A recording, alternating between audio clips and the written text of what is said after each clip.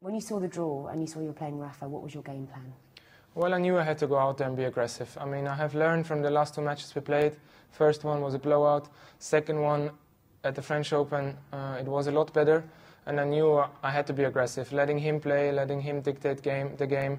He's just too good at that. So I knew it's a very thin line. You can overpower and then you go down. But still, today I executed perfectly. I mean, I took all the power that I had in my shots. I took it to his forehand. He was struggling.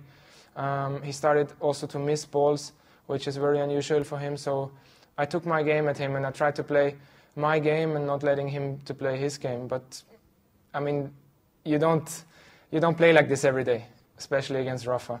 But today I did, and I'm really happy.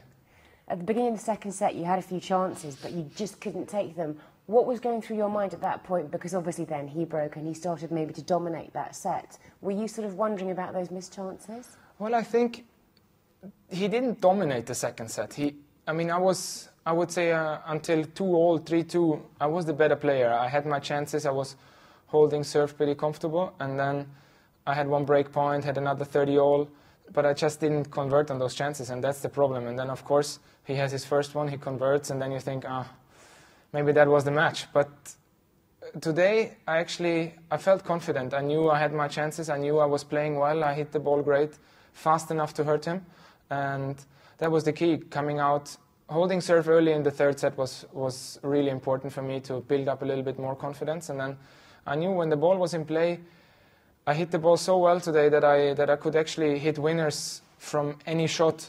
And when I broke him in the third, I was like, okay, just play 3-4 times with him, and then when you have the chance, then go for it. And it was just probably the best game that I played today.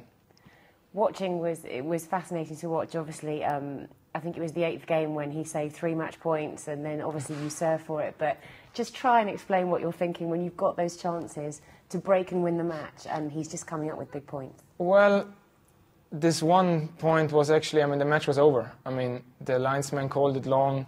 It was a late call. He framed it. I thought the match is over because I didn't hear the call. And then to regroup, come back, serve for the match. It was very important, the first point when I was serving for the match, to hit that backhand down the line winner. It got a lot of pressure off my shoulders, and then I felt like, okay, I'll do that. I didn't have any doubts, which is unusual sometimes, but actually today it was normal, and that's probably why I finished it off so good. It's almost going to be an anticlimax, probably, moving into the quarterfinals, because you've just beaten the world number one. What do you need to do just to make sure that you maintain that focus? Because it would be understandable if you're not quite concentrating at the moment. But what do you think you need to do to make sure that you can play like that again tomorrow?